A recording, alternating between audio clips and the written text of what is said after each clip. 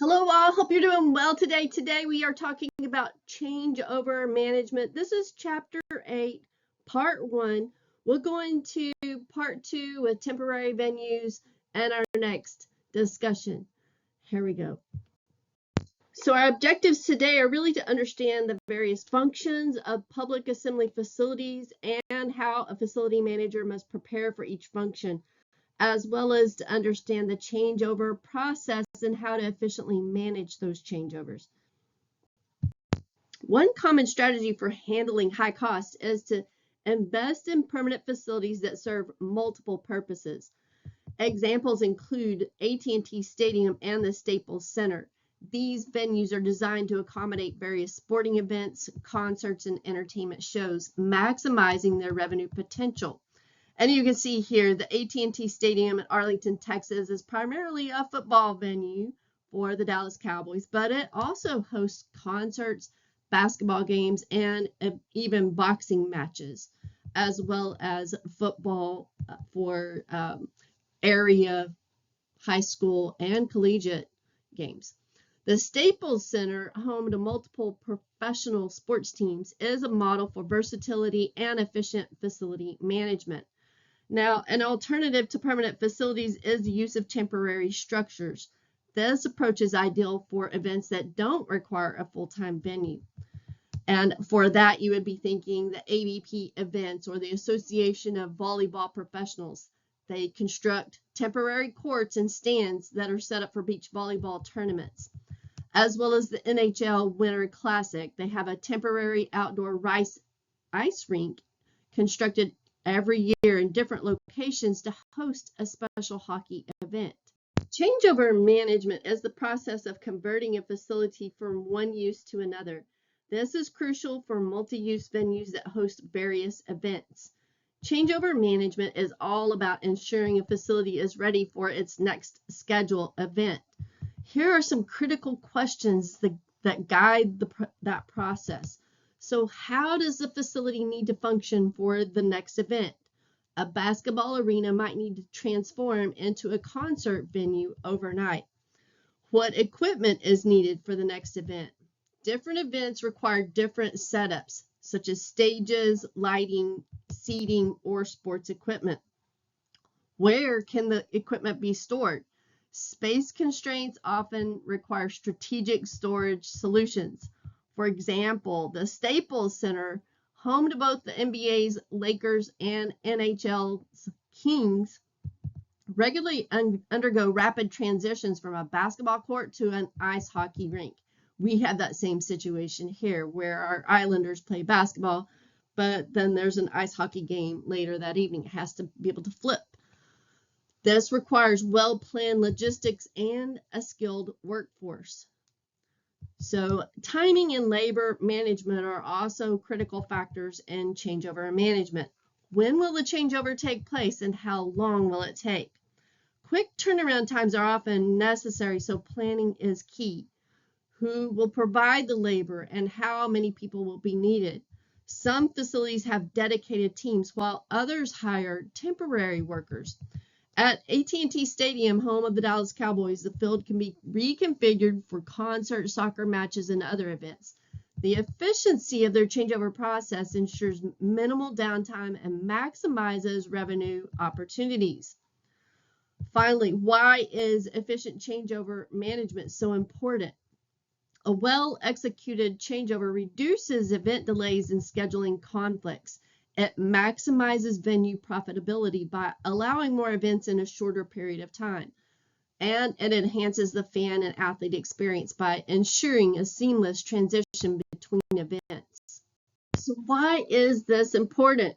There is financial and functional importance of efficient changeover management in sports and event facilities.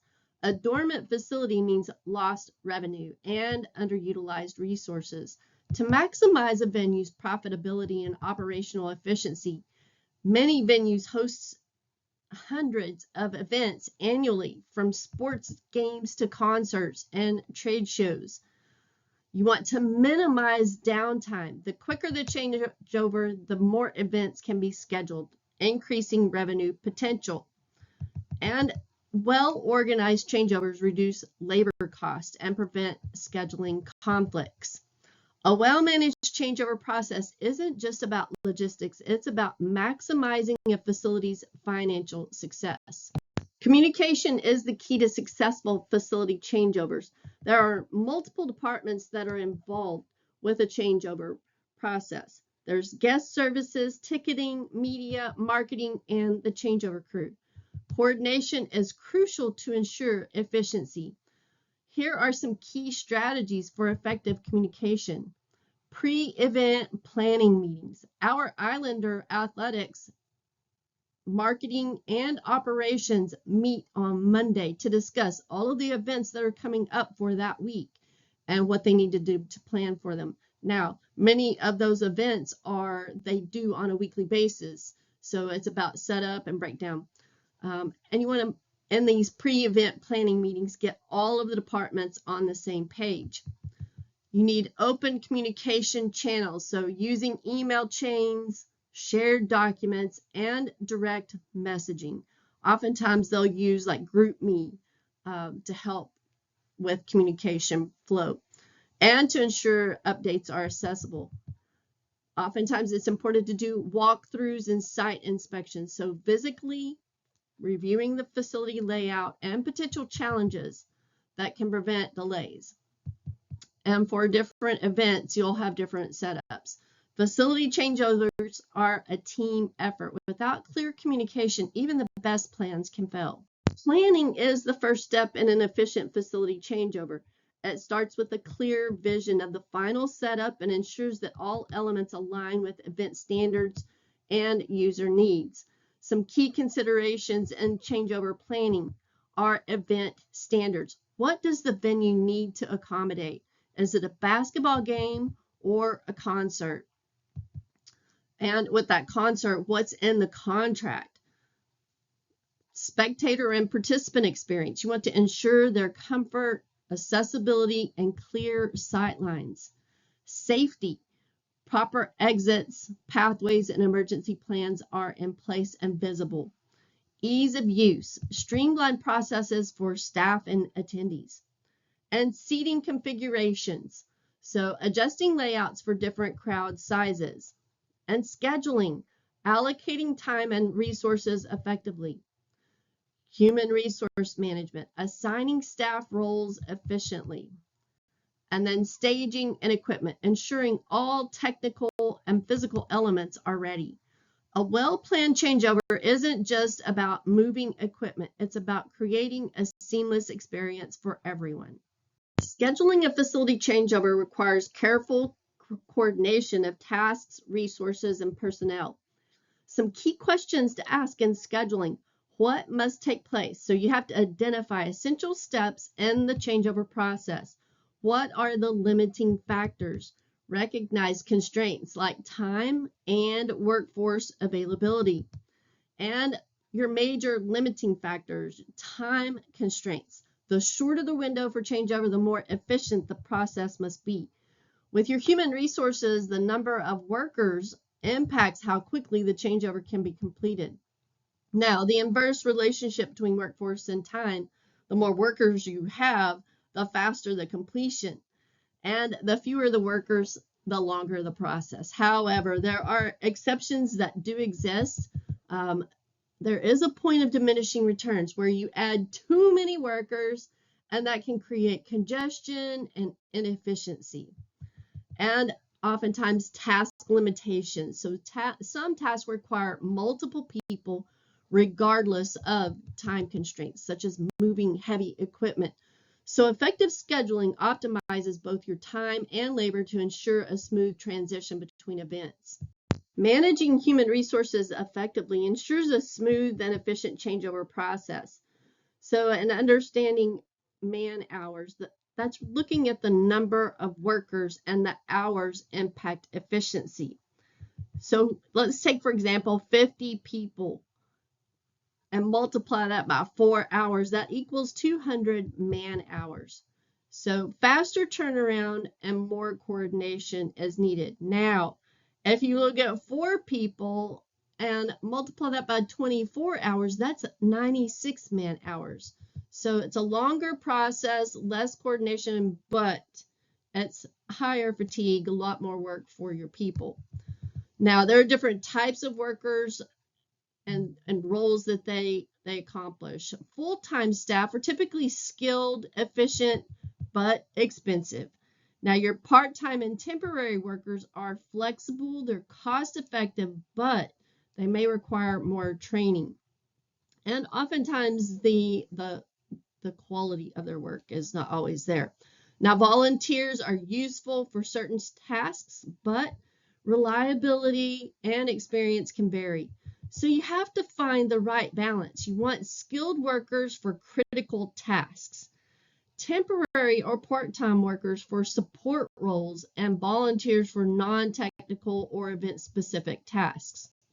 Staging is the process of organizing and positioning materials and equipment in a way that ensures an efficient facility changeover.